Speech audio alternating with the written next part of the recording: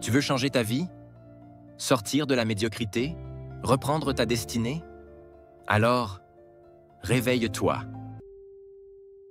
Tu pries, mais rien ne change dans ta vie. Voici pourquoi Dieu ne répond pas à tes prières. Voici le pourquoi.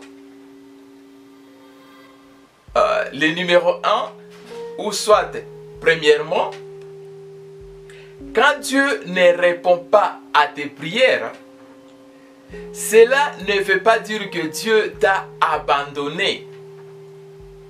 Non, non et encore non. Dieu ne t'a point abandonné. Ah oui.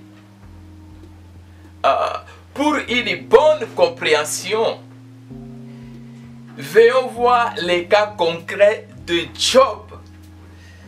Dans Job 30, le verset 20, Job dit ceci à l'Éternel. J'écris vers toi, ô l'Éternel, tu ne me réponds pas. De même pour toi, aujourd'hui, tu pries, tu pleures, tu attends, mais rien ne se passe. Tu crois que Dieu t'a oublié. Mais mon frère, ma soeur, écoute-moi bien. Ce n'est pas vrai. Dieu t'aime toujours. Dieu ne t'a point oublié. Dieu ne t'a point abandonné. Il est juste silencieux, mais pas absent. Le silence de Dieu n'est pas synonyme de son absence. Parfois, Dieu travaille dans le silence, comme un père qui veille sur son enfant pendant la nuit. Retiens ceci, que le silence de Dieu n'est pas un non, mais le silence de Dieu signifie un pas maintenant. Autrement dit, pas maintenant. Exprimons ça autrement pour une bonne compréhension, parce que nous sommes là pour la compréhension. Le silence de Dieu, très souvent, signifie ceci. Dieu veut te dire ceci.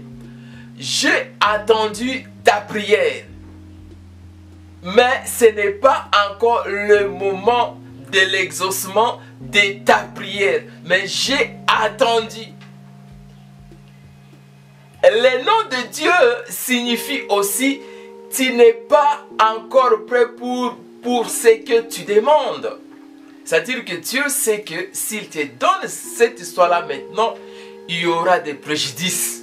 C'est la raison pour laquelle il te dit que non, je vais te répondre au moment opportun.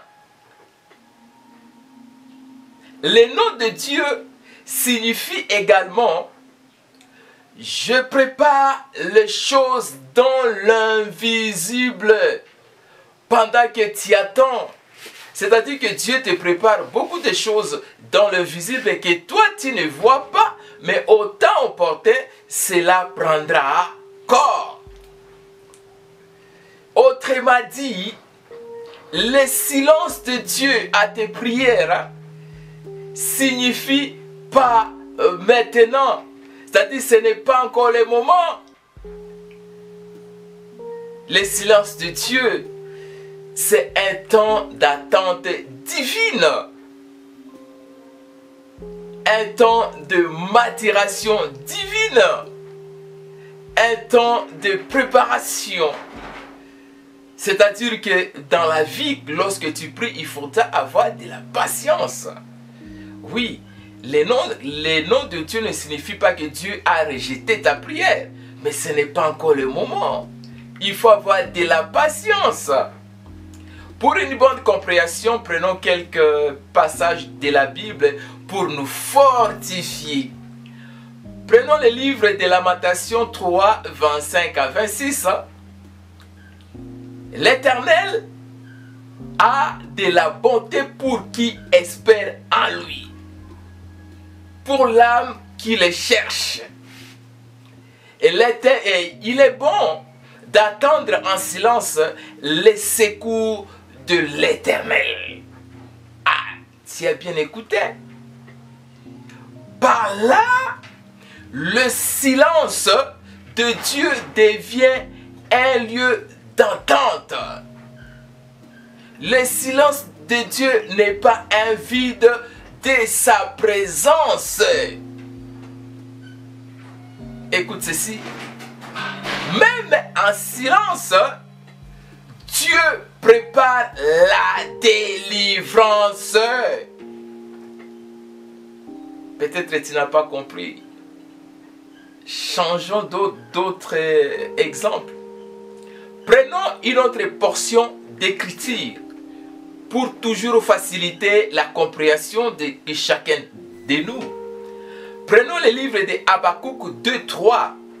C'est écrit ceci. Car c'est une prophétie dont le temps est déjà fixé. Elle marche vers son terme et elle ne mentira pas.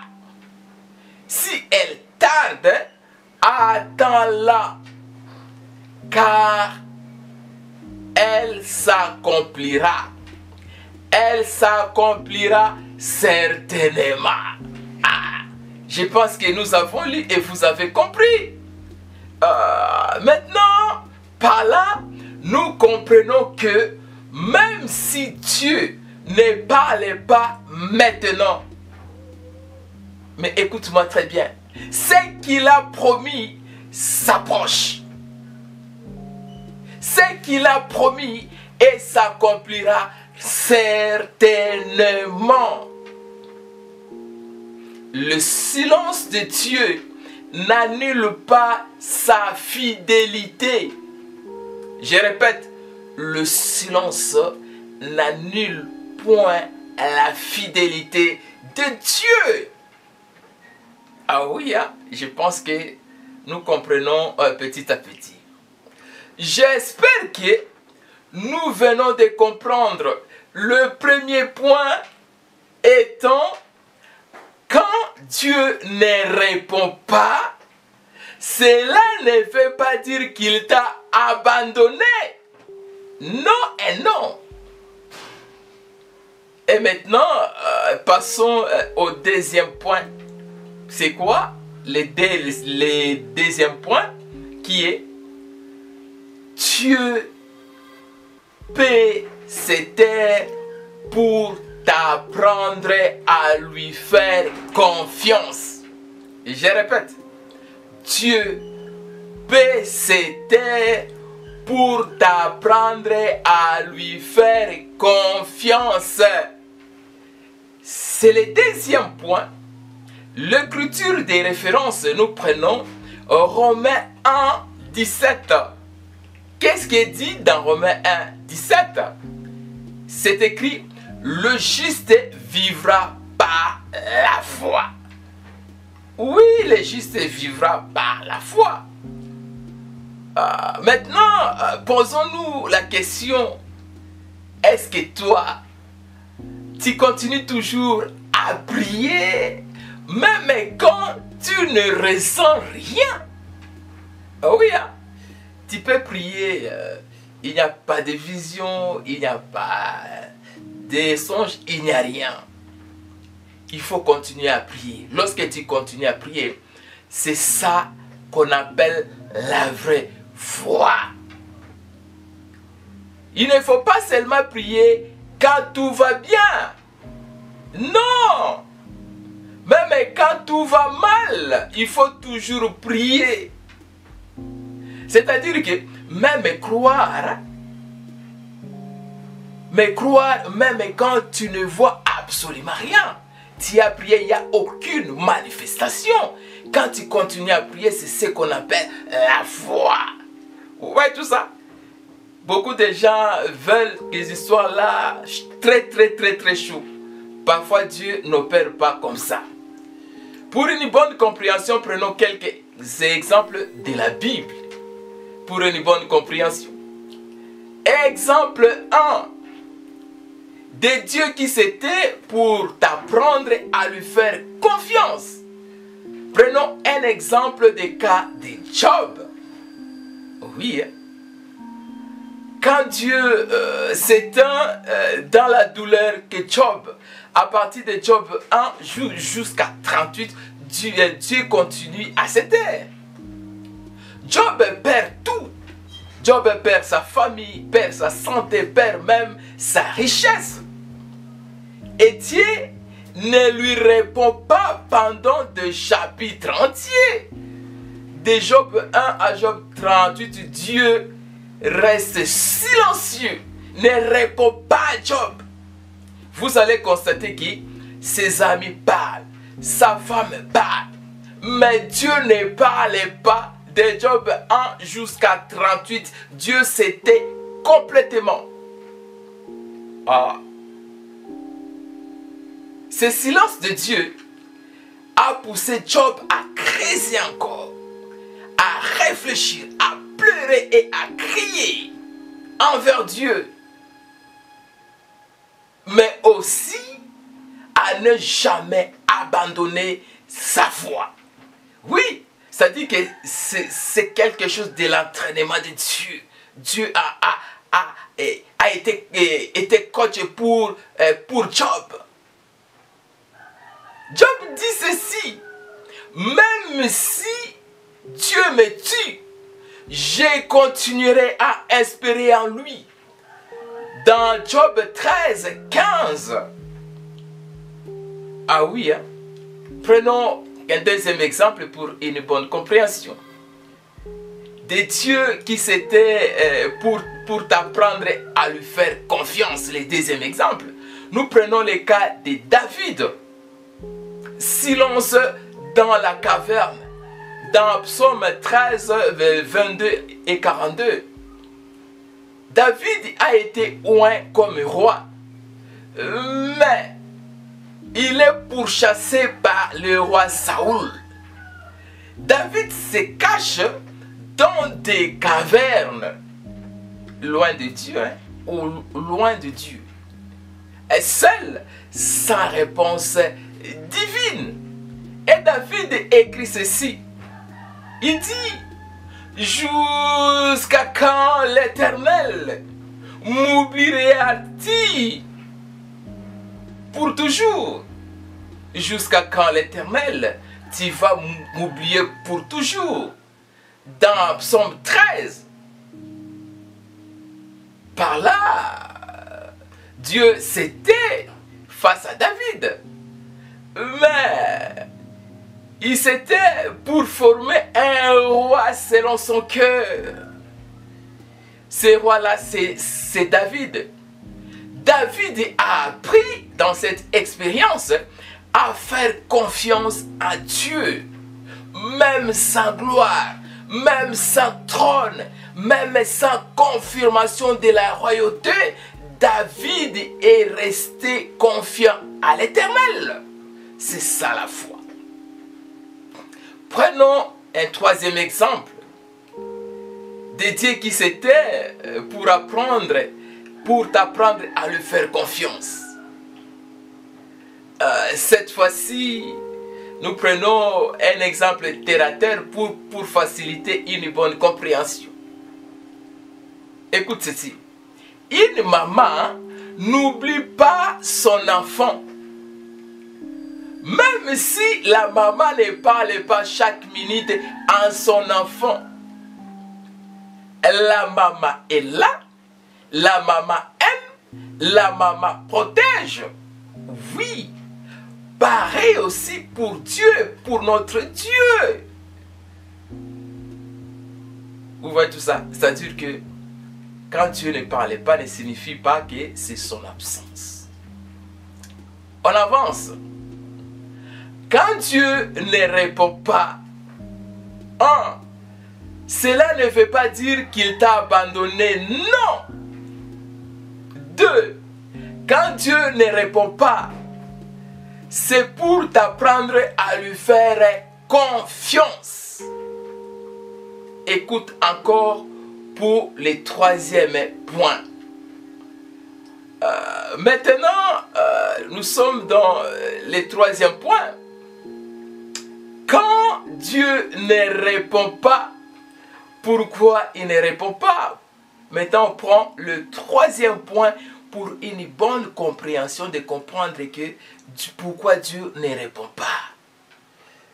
Troisièmement, Dieu ne répond pas parfois.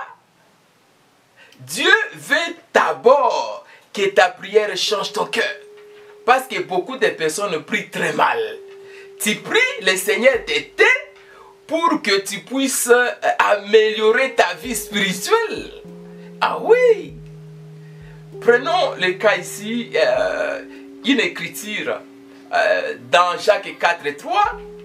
Dieu dit ceci: vous demandez et vous ne recevez pas parce que vous demandez mal.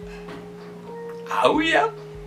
Peut-être aussi tu demandes mal. C'est la raison pour laquelle que Dieu s'était. Peut-être que tu pries, mais pas selon ce que Dieu veut vraiment. Il faut prier selon la volonté de Dieu. Mais quand tu pries en dehors de la volonté de Dieu, Dieu va se taire. Tu demandes des choses, mais Dieu voit ton cœur. Dieu te connaît mieux. Tu cherches une voiture pour impressionner les gens. Et Dieu les voit ça parfaitement bien.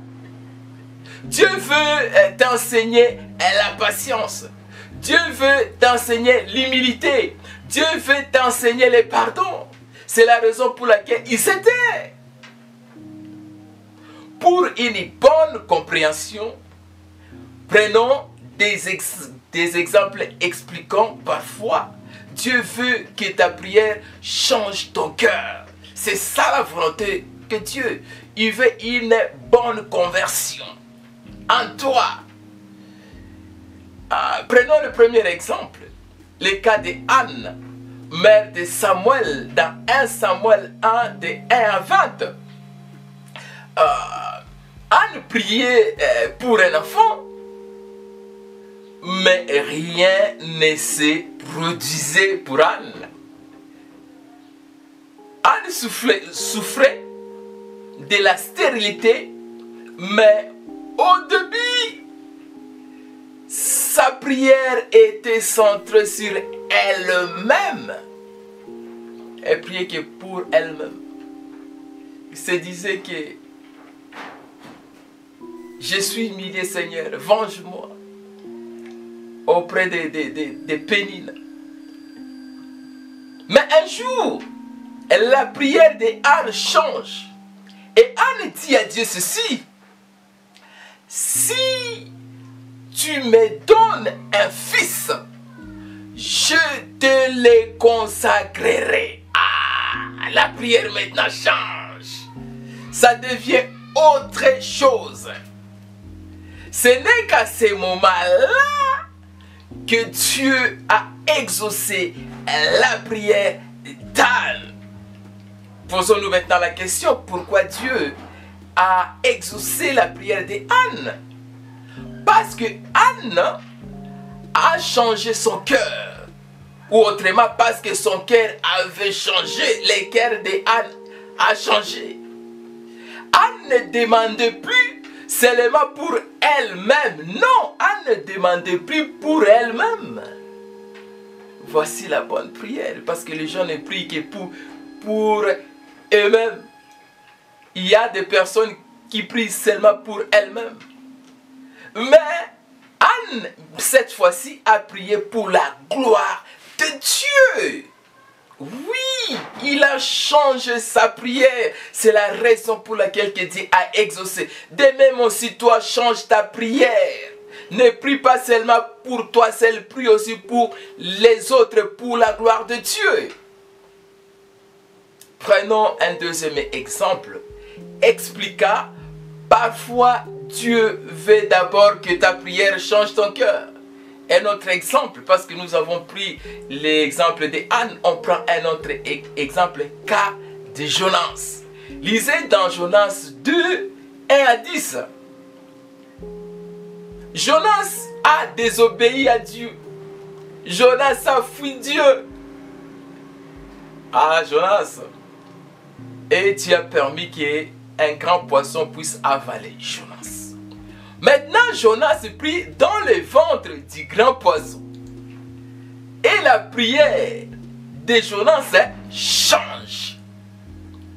Jonas passe de la panique à la repentance. Il s'est repenti. Il dit, il faudra que je puisse me répandre ici. Et il dit, cette fois-là, Jonas dit ceci. Je me souviendrai de toi, ô Seigneur. Vous voyez tout ça? Quand le cœur de Jonas change, Dieu fait vomir Jonas sur la terre ferme. Vous voyez tout ça? C'est-à-dire que parfois tu pries, dans ton cœur vous avez de la méchanceté. Dieu va rester calme. Vous voyez tout ça? Par là, nous comprenons que la prière n'a pas changé Dieu, mais la prière a changé Jonas. C'est ce que Dieu voulait, c'est ce que Dieu veut de ta vie. Que tu puisses changer ta façon de prier parce que tu es très égoïste. Tu ne vois que tes propres intérêts à toi. Des intérêts égoïstes parce que tu es égoïste. Comment Dieu va t'exaucer? Tu veux que tout soit pour toi. Un autre exemple, exemple 3, qui explique parfois Dieu ne veut pas d'abord que ta prière, veut d'abord que ta prière change ton cœur. Dieu veut que tu puisses d'abord changer ton cœur, mon frère, ma soeur. Hein? Nous prenons quelques exemples dans nos vies pratiques. Oui, nous prenons un exemple. Il y avait une femme dans une ville. Son mari l'a blessée par ses paroles tous les jours. Le mari criait sur elle. Le mari l'a méprisée. Le mari ne l'aimait pas bien. Et la femme là était triste parce qu'elle était maltraitée. La femme pleurait souvent. Alors, elle décide de commencer à prier. Alors, elle a commencé à prier autrement. Il dit maintenant, Seigneur, change mon mari, frappe-le sur le faux, qu'il arrête d'être méchant. Vous voyez tout ça? Mais rien ne changeait. Pourquoi? Parce qu'il priait mal. Vous voyez tout ça? Dieu dit, bénissez, ne maudissez pas, mais lui cherchait de la méchanceté envers son mari. C'est la raison pour laquelle que Dieu n'a pas changé son mari. Mais ce que Dieu a fait, au lieu de commencer à changer son mari tout de suite, Dieu a commencé d'abord à changer la femme elle-même. Dieu veut le changement. Il ne suffit pas tout simplement de prier. Peut-être vous avez la méchanceté avec une personne. Comment est-ce que Dieu peut exaucer ta prière? Dieu lui a donné un cœur plus calme. Dieu a donné à la femme un cœur plus calme.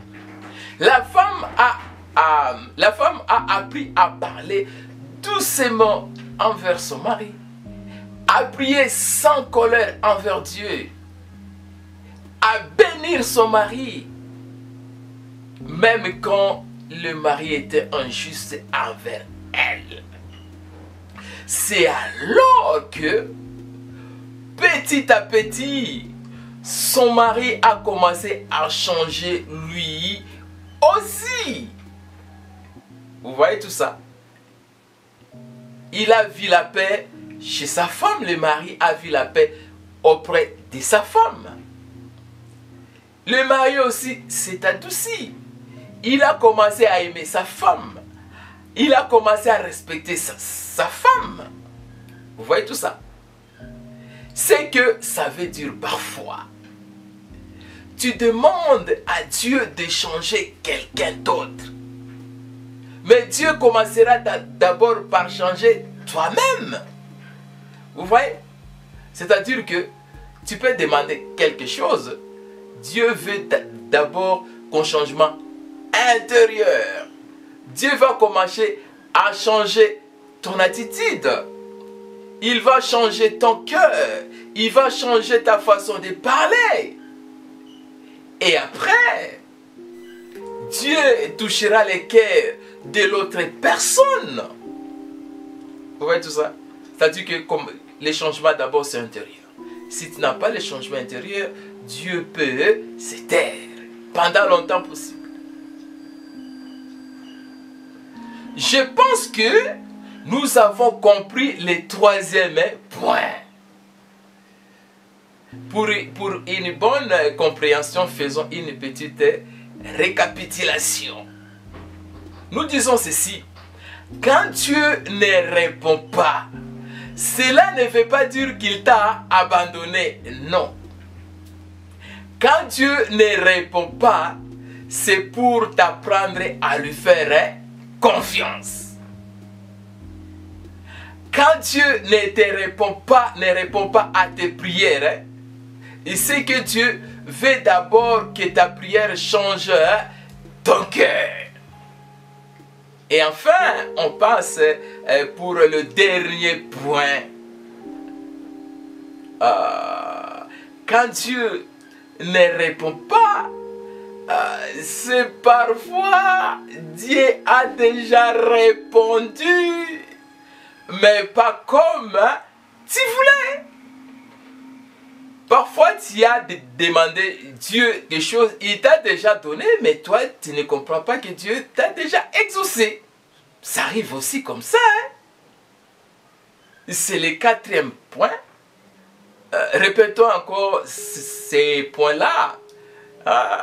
Parfois, Dieu t'a déjà répondu, mais tu ne comprends pas que Dieu t'a déjà exaucé. Par là, nous disons ceci. Parfois, Dieu a déjà répondu à ta prière. Mais pas comme toi, tu voulais. Parce que les gens veulent que Dieu exauce textuellement tel que eux veulent. Écoute ceci. Dieu parle dans Ésaïe 55:8. Il dit ceci. Mes pensées ne sont pas vos pensées. Oui. Nos pensées ne sont pas nécessairement les pensées de Dieu. Pour une bonne compréhension de ça, prenons quelques exemples de Dieu a déjà répondu, mais pas comme toi, tu voulais. Exemple 1, prenons l'exemple de Moïse. Moïse voulait entrer en terre promise. Mais Dieu lui a permis de la voir seulement. Moïse avait tout donné pour faire sortir le peuple que Dieu en Égypte. Il priait sérieusement à Dieu dans son cœur. Seigneur, je vais entrer dans le pays que tu nous as promis. Cependant, Dieu dit à Moïse ici que tu verras certainement la terre promise, mais tu n'y entreras point. C'est dans Deutéronome 34 comme référence. Comme leçon que nous pouvons prendre. C'est-à-dire que Dieu a répondu à la prière de Moïse. Il a vu de loin la terre promise, mais pas comme Moïse l'espérait. Ah oui, hein? C'est-à-dire que dans la vie, lorsque nous faisons la prière à Dieu, parfois Dieu t'exauce, mais sa réponse est différente de ton plan, de ton projet. Vous voyez tout ça? C'est-à-dire que tu as un plan A, B, C, D, mais Dieu a sa façon d'exaucer, de répondre à ton projet, à ton programme. Prenons quelques autres exemples. Dieu a déjà répondu à ta prière, mais pas comme tu voulais.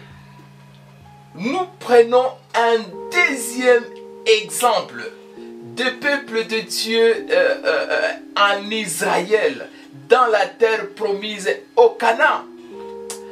Les Juifs attendaient un roi puissant. Ah oui, c'était là leur prière. Dieu leur a donné un sauveur sur la croix.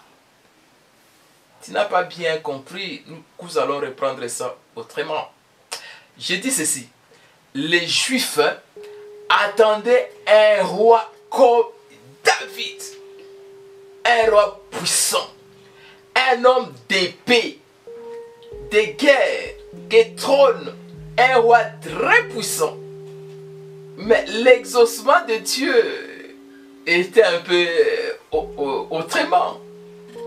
Mais Jésus est venu pauvre, doux et humble. Et Jésus est mort comme un criminel sur la croix. Vous voyez que Dieu a exaucé leurs prières, mais d'une autre manière. La leçon que nous pouvons tirer, Dieu a envoyé leur roi comme il voulait, mais pas comme il l'imaginait. Non, pas du tout.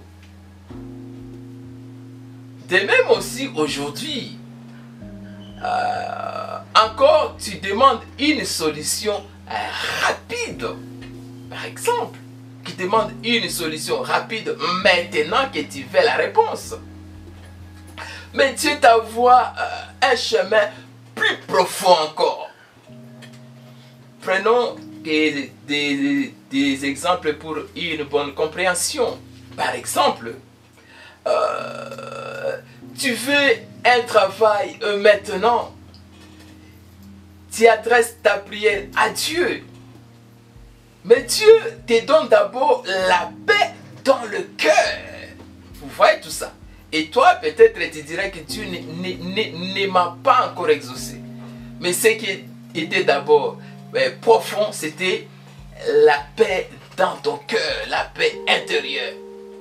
Un autre exemple, tu veux qu'on t'aime, mais tu demandes à Dieu l'amour. Cependant, Dieu éloigne de toi certaines personnes qui sont toxiques. Et toi, tu commences à t'inquiéter. Prenons un autre exemple. Tu pries pour qu'on t'ouvre une porte, mais Dieu enferme une. Et tu commences à regretter. Tu vois la façon que Dieu de nous répondre. C'est-à-dire qu'autrement, on dira ceci, ce n'est pas que Dieu ne répond pas, non. C'est que sa réponse est parfois différente, mais sa réponse a toujours été la meilleure.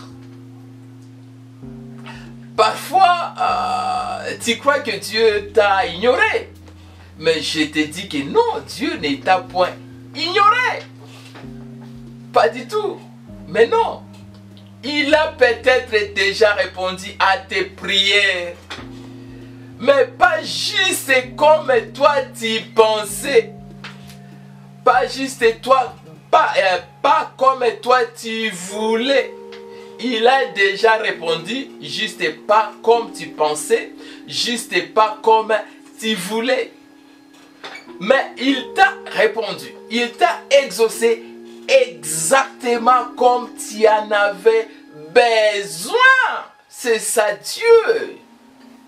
Dieu nous exauce au-delà de notre demande. Voici un peu qu'il est résumé. Nous avons fait un petit résumé des récapitulations. Nous disons ceci que quand Dieu ne répond pas à tes prières, cela ne veut pas dire qu'il t'a abandonné. Non, non et encore non. 2. Quand Dieu ne répond pas à tes prières, c'est pour t'apprendre à le faire confiance à 100%. 3. Quand Dieu ne répond pas à tes prières, c'est pour dire que Dieu veut d'abord que ta prière change ton cœur. Ah oui, Dieu veut que tu te convertisses réellement. Que tu aies son amour et l'amour du prochain. Et 4. Quand Dieu ne répond pas, ah oui, c'est parfois Dieu a déjà répondu, mais pas comme tu voulais exactement. C'est simple à comprendre. Maintenant, une autre question qu'on peut se poser parce que nous avançons petit à petit vers la fin. Maintenant, que faire pendant que Dieu est resté silencieux? J'ai dit ceci, hein? Que faire pendant que Dieu est silencieux à tes prières? Numéro 1, continue à prier même si tu ne ressens rien. Continue à prier. C'est comme s'aimer une graine. Un jour, ça va pousser. 2. Lis la Bible. Écoute la parole de Dieu. Pars à l'église. La Bible te rappellera les promesses de Dieu. Dans Romains 10, 17, dit ceci. La foi vient de ce qu'on attend. Ce qu'on attend vient de la parole de Christ. Quand Dieu reste silencieux, troisièmement, sois patient. Dieu répond toujours. Dieu répond toujours. Mais au bon moment que Dieu répond toujours. Quand Dieu reste silencieux à tes prières, quatrièmement, ouvre ton cœur. Peut-être que Dieu veut te parler autrement que par des bénédictions visibles, parce que les gens aiment beaucoup des bénédictions visibles. Il y a aussi des bénédictions spirituelles. Il ne faut pas seulement voir que des dollars. Tu peux aussi avoir des dons spirituels. C'est aussi une bénédiction pour toi. Récapitulation. Que faire pendant que Dieu reste silencieux? Continue à prier. Continue à lire la Bible, à méditer, à écouter la parole de Dieu, à aller à l'église. 3. Sois patient. Et 4. Ouvre ton cœur. Voici maintenant une petite conclusion simple et puissante. Écoute-moi bien, mon frère, ma soeur. Même si tu as l'impression que Dieu est loin. Encore. Écoute-moi bien. Même si tu es fatigué de prier, de prières sans réponse. Tu as beaucoup prié, mais il n'y a pas toujours de réponse. Je te dis de ne pas baisser les bras. Dieu attend toujours. Dieu te voit toujours. Dieu travaille toujours pour toi. Il n'est pas tard dans la vie ce que je vais te demander et prions ensemble. Dis à haute voix avec moi. Mon Dieu, je crois que tu es avec moi. Même si je ne te vois pas, je ne vais pas abandonner. Je vais toujours continuer à prier parce que ton nom c'est l'exaucement. Tu vas toujours m'exaucer de la meilleure façon. Mon frère, ma soeur, ce que je te demande aujourd'hui et maintenant, ne perds jamais, ne perds pas la foi.